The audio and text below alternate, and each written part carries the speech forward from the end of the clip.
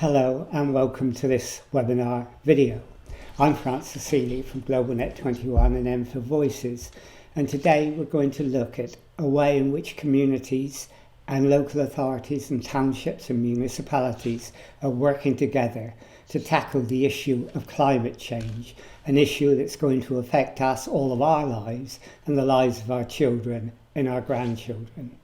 Now, many of those local authorities and communities have actually worked collectively together. They've organised ways in which they can discuss ideas and issues and ways of tackling climate change in a bottom-up way and not a top-down way. In other words, it's not been the local authority or the township that's driven the agenda, but they've worked in an equal partnership together in networks to develop their ideas and the way that they think they can move forward. Now, this has happened in many countries across the world, but in North America, for example, and particularly in Canada, they've held 150 town hall meetings. Now, these weren't meetings where there were presentations from the townships. They were meetings that were organised bottom up by the community with municipalities to tackle the issue of climate change and to come up with ideas of how they can address it. Well, let's look at what happened in some of those meetings now.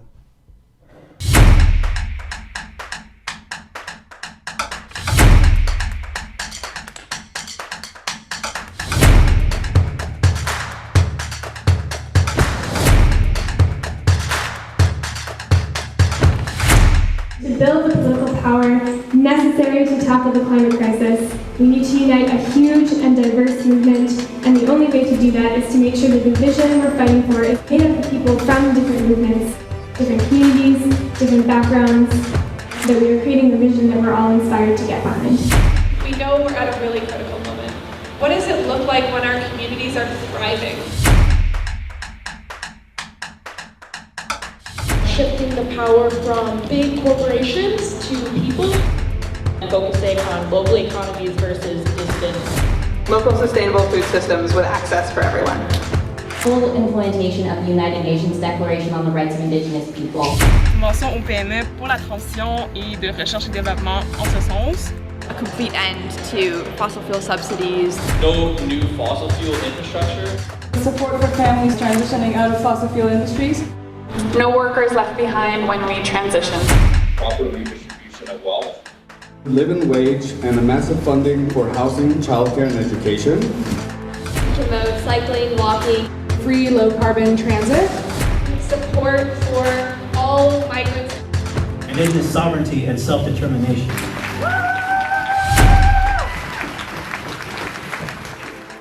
The transformative change that we need to see means that we have to change everything. If we don't take bold, transformative action now, every generation that will come after us is going to pay the consequences. Which side are you on now? Which side are you on? Which side are you on now? Which side are you on? What was interesting when you saw that was that they were organising their meetings around what they called the Green New Deal. Now, the Green New Deal is something which began actually in the United Kingdom. It began by a group of people, Caroline Lucas, Colin Hines from Greenpeace, Richard Murphy, who is a tax expert and economist, and Anne Pettifer, who founded and ran the Jubilee campaign on international debt. And these people developed an idea called the Green New Deal, which is a way in which local authorities and communities together can address climate change in a comprehensive way. Let's hear what Anne Pettifer said about the Green New Deal. What's going to happen is that cities are going to have to work out their ecological balance sheet, if you like, the limits of emissions and ecological degradation that is tolerable within a city.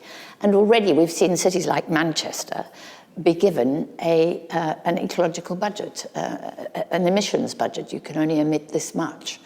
And then within that budget, cities are going to have to work out their own financial and economic budget for what the city is capable of doing within the framework of those emission limits. So it's a very big part of it. The point about the Green New Deal is that it's about the linking of the financial, the economic, and the ecological systems, and not the separation of them. It's not enough for cities just to ask for individual behavior change or for community, reuse, recycle stuff. We need to structurally change our cities. And I'm always impressed by the story of Ken Livingstone, because what Ken did is what I think all cities have to do, which is to front-end investment in alternative systems to enable their citizens to operate effectively.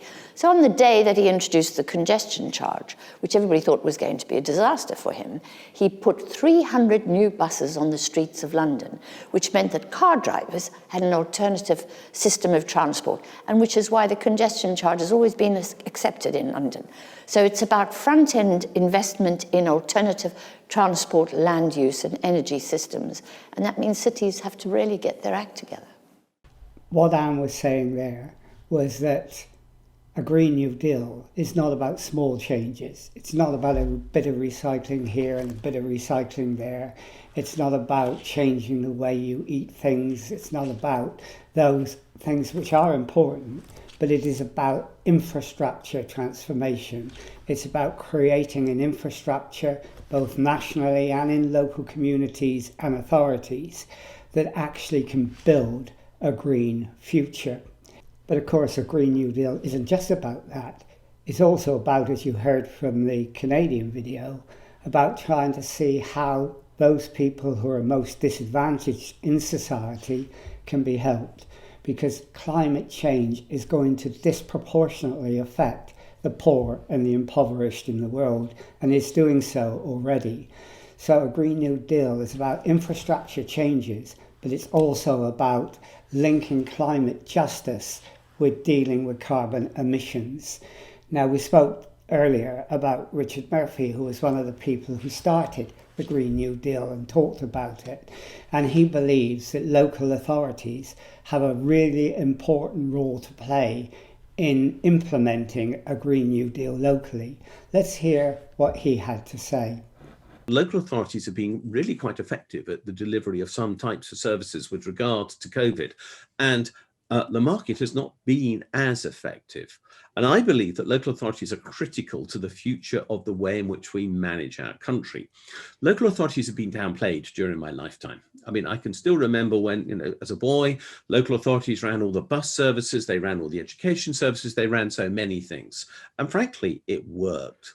And now it doesn't.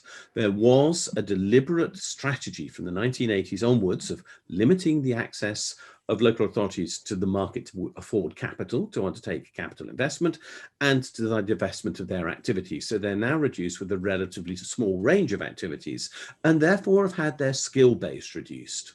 Actually, I think there are a large number of people in this country who would like to work with, for, and alongside local authorities to deliver integrated services for the benefit of society. So my belief is that actually we need to reskill local authorities. And one of the early investments that the Green New Deal talks about is this reskilling process. We are simply short of skills now. We couldn't deliver enough retrofitting of housing now if we wanted to, because we haven't got the people skill to do it. So early stage Green New Deal is actually education more than anything else, because it has to be to deliver this transformation. But local authorities are part of that process. And we have to reimagine what local authorities mean in the communities where we work and how we want them to become more accountable, more democratic, and more open to consultation with the communities that they serve. It's quite interesting listening to Richard, because he says that the Green New Deal does require a lot of learning and education and understanding.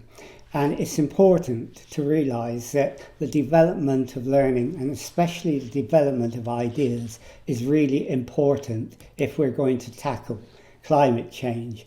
People getting together and developing ideas in networks and communities is vital. Never underestimate the power of ideas. When Copernicus wrote that, or made that diagram where the Earth circled the sun instead of being the centre of our galaxy, he changed the world. When John Maynard Keynes wrote his economic work after the First World War, which challenged the orthodoxy of the politicians of that time and created post-Second World War a future that was quite stable. He also helped to change the world. So never, never underestimate the power of ideas. And in a way, that is what's happening in many communities across the country. There are many Green New Deal hubs that are being set up right across the United Kingdom. And there's one locally near us in Haringey, but there's some right across the UK and also globally. The Green New Deal has become very big in Canada, very big in the USA and elsewhere as well. So the Green New Deal is one way forward for those who want to look at how we're going to tackle climate change. One of the other big ideas that is beginning to be generated at the moment and is being taken up widely again globally is that of what is called Doughnut economics. It's an idea based on the book by Kate Raworth of the same name. And it sounds very strange to talk about economics in terms of a donut, but the donut is a diagram that explains how we can contain the services that we need to deliver to survive as human beings within the planetary constraints of sustainability. And it's an idea whose time has really come, and many, many people are beginning to adopt it. Let's hear what Kate tells us about Doughnut economics. So a few years ago, I tried to draw a picture, because I love drawing pictures. I tried to draw a picture of the world that we want to live in. And it, silly though it sounds, it came out looking like a donut, an American one with a hole in the middle. So imagine a donut, there's the outside, and then there's the inside, and there's that hole in the middle. In the hole in the middle, that's a space of deprivation, a space of shortfall where people don't have the resources to meet the essentials of life, like they don't have enough food or education, they don't have access to electricity, enough income, they don't have decent housing. So it's a space of shortfall, and we want to get people out of that hole in the middle into the donut. But we want to do that for the whole world, making sure that we also don't go beyond the donut's outer crust, because that's a space of ecological overshoot where humanity puts more pressure on the planet than the planet could take, and we start causing climate change or massive loss of biodiversity. We start creating a hole in the ozone layer or polluting Earth with chemicals that we add to it. So we need to both get people out of deprivation and poverty, but also protect Earth and protect these fundamental life-supporting systems that keep us alive. Those are the two sides of human well-being, the inside and the outside of the donut. And the 21st century challenge is a unique one. It's to get everybody out of poverty while coming back in at the same time. That's never been taken on before. And that's partly why we need to rewrite economics, because it's a completely new way of looking at what human well-being is. Well, that was a brief explanation of Doughnut economics. It's a simple idea, but complex as well, because in that simple diagram of the donut, we look at things like water, food, energy, health, and so on, and how we deliver that, and whether it actually sort of spills over into the planetary constraints that we need to sustain life on the planet, and then comes up with ways in which you can measure how successful you are in trying to constrain your carbon footprint in all of those areas. And Kate Raworth is someone who has done a lot of work with local authorities in trying to get them to take this model as a way of developing a strategy and introducing measurement or metrics to see how successful they are. And she has done this in worked with a number of local authorities like Brussels, like Amsterdam, ones in Canada. She's worked with countries like Costa Rica and so on. But local authorities, she thinks, is quite critical in developing this particular model. So let's hear what Kate has to say about the role of local authorities. My name's Kate Raworth, and today I want to talk about how we've been downscaling the donut of social and planetary boundaries to make it relevant as a tool for places that are looking to transform, so that you can see whether and how it's relevant to the transformations you are bringing about in Devon. But first I want to step back and start with a big picture of the century we're in. Because the last 20 years have begun with crises, from financial meltdown in 2008, in an era of climate breakdown and most recently hit by COVID lockdown in cities and places all over the world. And the impacts of these crises are, of course, massively increased by sharp inequalities of gender and race, of wealth and power, global north and global south. So we need a new vision of human prosperity and progress that's fit for the 21st century. And so I offer you a donut, the only one that turns out to be any good for us. Think of it as a compass for human prosperity in the 21st century. The hole in the middle is a place where people are left falling short on the essentials of life, without the food, healthcare, housing, gender equality, political voice, income that every person has a claim to. These come from the Sustainable Development Goals that have been agreed by all governments in the world. So get everybody over the social foundation and into the donut itself. But at the same time, we must stay within the ecological ceiling, because otherwise we push ourselves beyond planetary boundaries and break down Earth's life-supporting systems, causing climate breakdown, ocean acidification, critical levels of biodiversity loss. These 9 planetary boundaries define the safe space for humanity. So the goal of the donut is to meet the needs of all people within the means of the planet. It sounds simple, but we are so far out of that balance right now.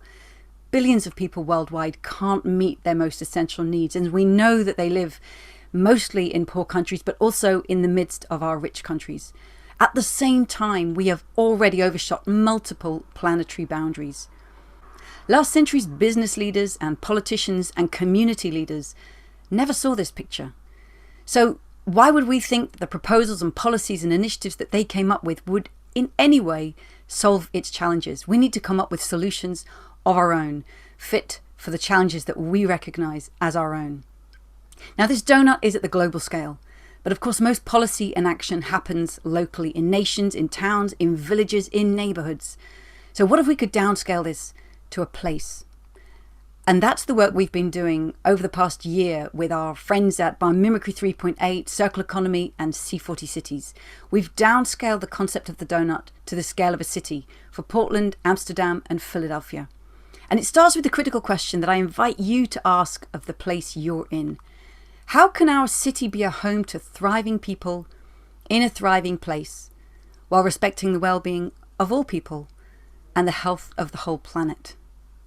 And this breaks down into 4 questions. Again, I invite you to listen to it through the ears of where you are, whether it's a city or a neighbourhood or a town or a nation. We start with the local social question. What would it mean for the people of your city to thrive? That's best determined by the people of your place itself. And how are you thriving against the best available indicators that tell you the state of play? What would it mean for your city to thrive within its natural habitat? What if your place were as generous as the wildland next door? If your town or city sequestered as much carbon dioxide as the nearby forest, it housed as much biodiversity, stored as much groundwater, it cooled the air from the treetops to the forest floor. What if our cities were as generous as nature? These 2 make up the local aspiration, thriving people in a thriving place. But we have to recognise that every city, every town, every neighbourhood is embedded in the world and draws upon global resources. So what would it mean for your city to respect the health of the whole planet? All the resources that are embedded in the food that are imported, the clothes that people buy, the electronics, the construction materials, all the consumer and construction goods that are coming into your place to make life work. How can your place live within its fair ecological impact upon the planet? And think of all that food and clothing and electronics and construction material. Who made them? Who dug them? Who stitched them? Who picked them? What are the labour rights of people worldwide in those global supply chains on which our lives depend? So these are the 4 questions of the city portrait. And this is what it looks like on the page when we did it for the city of Amsterdam. The dark grey boxes show you the city's targets, where they have them in each of these areas. And then the light grey show an illustrative snapshot, the best available statistic, telling us where the city is right now. We held workshops with city policymakers and community members in Philadelphia, Portland and Amsterdam to explore their city portrait, to start drawing connections between all of those 4 quadrants. And it became clear that this was a really valuable tool for getting a holistic picture that had never been seen before by people whose jobs had only held them looking from one perspective in one department. Here's an example of how the portrait can be used from Amsterdam on the question of housing. They know they have a challenge with housing, but recognise that simply building more houses in the way they've always done will drive climate change. So they have to find a new solution. Their plan is to have a circular city where resources are used again and again, far more carefully, collectively and equitably, including in the construction sector. And this gives a chance not only of tackling climate change, but air pollution, reducing waste generation and excessive land conversion. It gives a chance to build housing in a way that sequesters carbon in the very timbers of the building, that harvests energy through solar panels or food farms on the roofs of building, that supports biodiversity through niches built into the walls. There's a chance to improve the health, the community, income and jobs and diversity in the city through how those houses are constructed, who they're for, who gets to live in those communities. And there's a chance to ensure that the becoming circular improves conditions of work and health and security for communities worldwide who have been supplying those materials. So this is one way that the city can use such a holistic view to take a far more strategic take on housing challenges it faces. We're really excited about the possibility of turning this public portrait based on publicly available targets and statistics into a city selfie. What if the community of the city or the town or the place took this starting point and made it their own, bringing in all the initiatives that are underway to create transformation, looking at all the profound interconnections and synergies between the work that's already going on, bringing in the voice, people's values, people's aspirations in all of these areas, bringing in quotes from lived experience, stories, histories from different neighbourhoods, and then recognising possibilities for new initiatives that could be undertaken that will tackle multiple of these challenges at the same time. What if this city selfie were done through the lens of food, or through the lens of energy, or through the lens of housing? There are many ways that this can be constructed.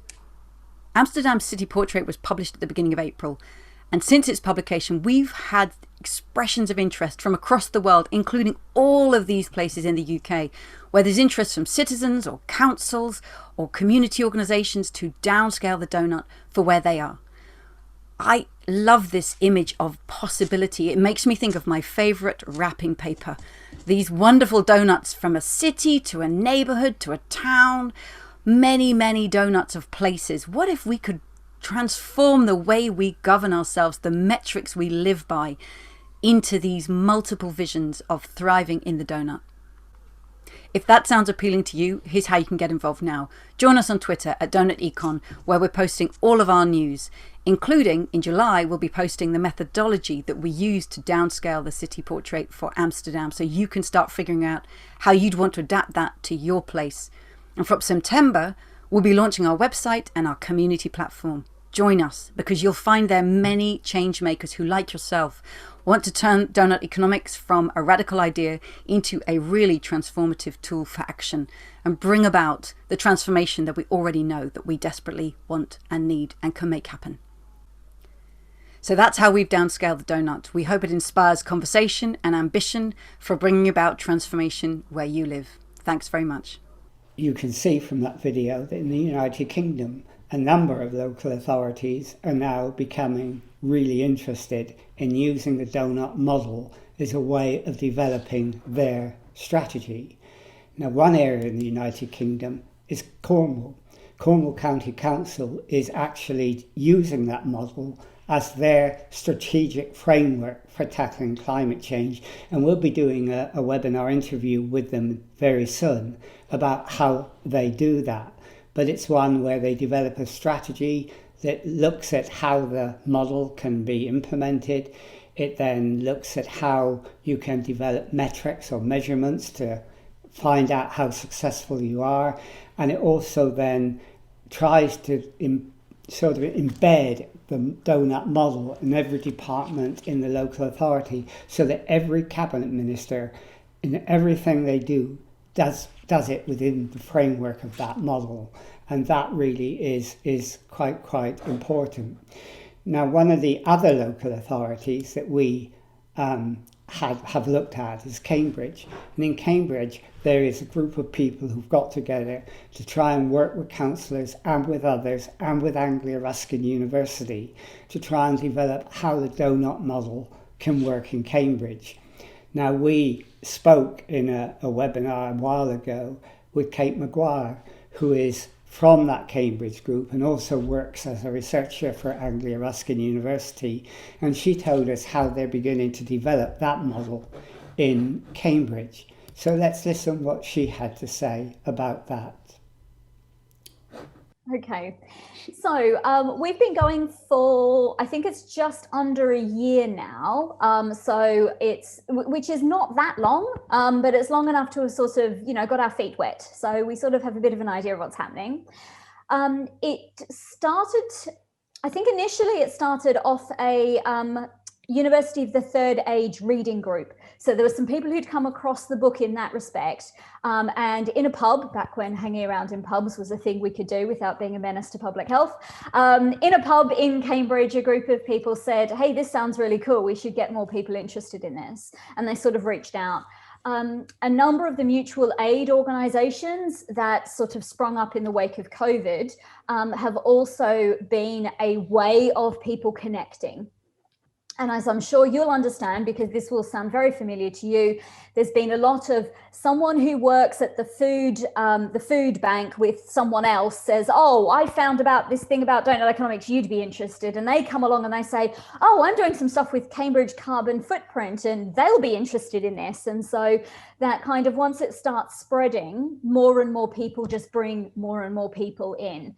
And so there's several people who know each other from various other hats and various other organizations that they belong to. So that's how we've sort of spread. And it's very non-hierarchical in the way that we work, in the way that we function. It's almost all volunteers giving up their time to do what they want. So it's largely people doing things they're interested in and with the amount of time and effort that they have available. And again, because I'm sure you've come across this before, that's a mixed blessing. So you sometimes get some people who would love to be able to do more, but they just don't have the time and resources to be able to do it on a voluntary basis. So that's something that we've got. As far as different things that we've been doing inside the Cambridge group, one thing we have been doing is running a reading group. So 2 Thursdays a month, we'll jump onto Zoom and we talk about a chapter in the book. And that's a way for us to be able to get a deeper understanding of what's happening. And very often that group ends with the question of, well, we've just talked about distributive by design systems. What does this mean for Cambridge? So it's the so what question at the end. Where we then divide into breakout groups to think, well, here's a thing that happens in Cambridge and this is a way that it could be made more distributive. So that's a really interesting thing to do. It's very theoretical, I suppose, because none of us are doing these things. We're just saying, well, wouldn't it be really cool if this could happen? Or here's a way in which that aim of Doughnut economics could possibly be met. What we are doing that's much more concrete is a sort of data project, which has only just started, and this is in partnership and collaboration with ARU, so that's Anglia Ruskin University, the other university in Cambridge. And it's with the Global Sustainability Institute, and they've, through impact funding they have, I think that's what it's called, they've managed to fund a research position for a few months. And that turns out to be me who's doing that. So as of last week, I am now actually doing this as something that's being funded through ARU. And this is trying to work towards being able to produce a Cambridge Doughnut, whatever that might look like. And on the one hand, if you think back to the diagram we showed at the beginning, it could just be as simple as saying, for education, let's measure the percentage of children who get more than a grade 5 in GCSE. And if we're more than 80%, we're green, and if we're less than 80%, we're red. And for food, let's look at the number of people who've accessed a food bank in the past 12 months, and if we're over a particular threshold, we're red, and if we're under, we're green. So it could be as simple as just picking a thing. Picking a thing of course, isn't as easy as it sounds, because how do you summarize what's happening in a domain as large and broad and diverse as education or food or health for a city in just one measurement? So what we're doing is sort of doing some work on what does education mean here? What possible data exists? What sort of story do we want to tell? What are the issues facing Cambridge at the moment when it comes to education? Certainly in Cambridge, one of the biggest issues we have here is inequality. So Cambridge got the very unholy honour of being ranked, I think, the most unequal city in England a few years ago. Whether this is a good thing or not, on the upside, it's because of the massive wealth more so than because we have massive abject poverty. But nonetheless, there is a massive divide between the rich and the poor here in Cambridge.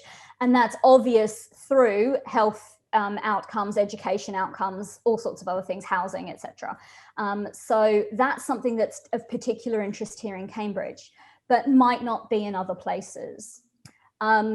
Cambridge, of course, isn't the first place to try and do this.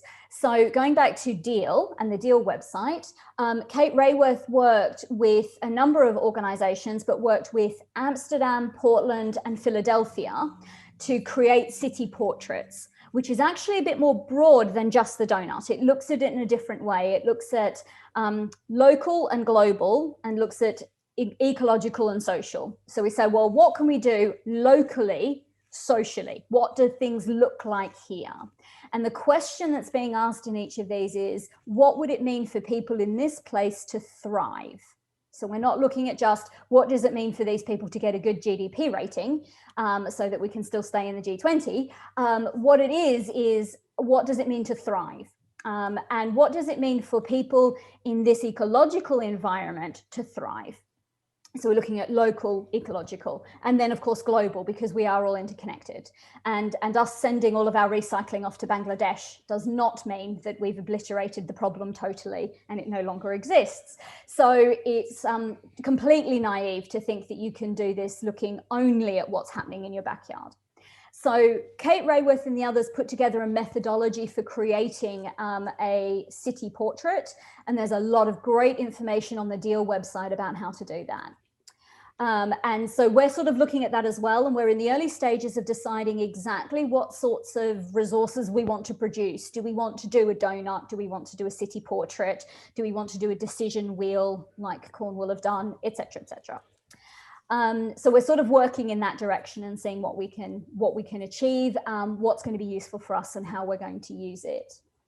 But none of this is really necessary. So if you guys are thinking of starting a Doughnut economics group where you are, you don't have to think that this means you're starting your way on an inexorable path towards producing a city portrait and a Doughnut. You don't have to do that. A lot about Doughnut economics and the theory behind it is about the fact that everything has to be done really quite locally. It has to be about what's appropriate for you where you are. And it might be that for you, starting off with a group of like-minded people who can read the book and discuss the chapters might be a really good start. It might be, as what happened here in Cambridge, that one of the people involved in that happens to be a city councillor. And in that case, that sort of thing then opens the door for being able to liaise with people like councils. And so we've been able, very luckily, been able to get that contact and that buy-in from someone inside the city council so that we are having discussions with them about what it would mean for Cambridge City Council to take on board Doughnut principles and what that would mean in theory, but also what that might mean in practice. And depending on the situation where you are, it might be that that sort of a connection and relationship is very easy. It might be it's very challenging. It might be useful. It might not be useful. So those sorts of networks and connections, I think, are incredibly important, but it does depend on what's most appropriate where you are and with the people that you've got. So Cambridge is working very hard at developing a model for their particular area and community, and Cornwall is clearly doing the same. In fact, Cornwall has been so successful that something like 60 local authorities have contacted them about how they might develop that model in their area, and they get several emails a week asking about information about it.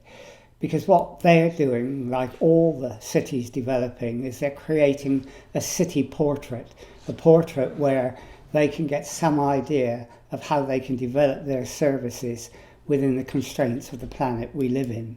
And what they do then is they work together. They work together with their community. They realise that to solve a problem, they have to develop trust between all stakeholders, all members of the community, with the local authority if they're going to find solutions. And they also work with a number of professionals, not just people who they pay, the local authority pays, but people who are in the community. In the community, there are people with tremendous skills and tremendous knowledge. And if they can tap that and work together, then it is a powerful force for trying to make a difference. And working with the community is absolutely vital, because if they don't work with the community, if they try to do it on their own, if they just do it bilaterally with one group and then another group and then another group, they're not really taking advantage of the power of the community in which they live.